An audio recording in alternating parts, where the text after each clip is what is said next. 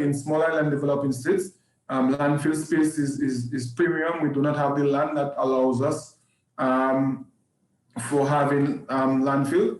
So our concept is to reduce as much as we can from the generation point of view.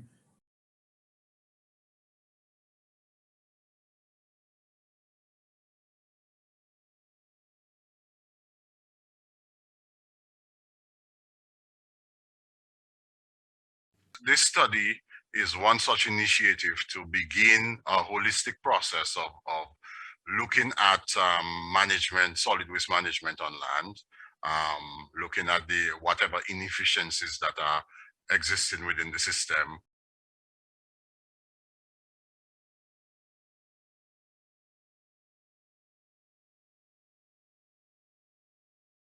What you would see from the project is basically a separation of waste from the source. So we'd have a bin for your general waste, then we'd have another bin for recycling.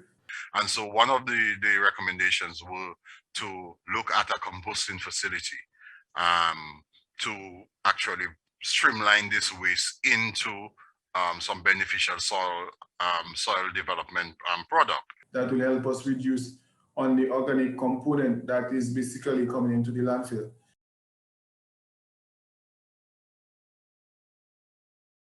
We thought that if that particular issue could be addressed in terms of bringing the service closer to these people, then we can increase the total coverage of the service.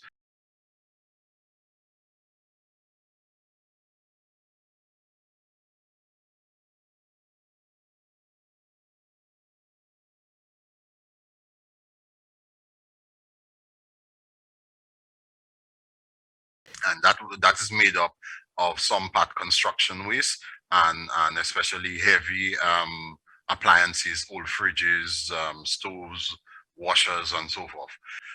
These collect water and become breeding grounds for mosquitoes, homes for rodents, and so forth. So it's an issue that really needs attention.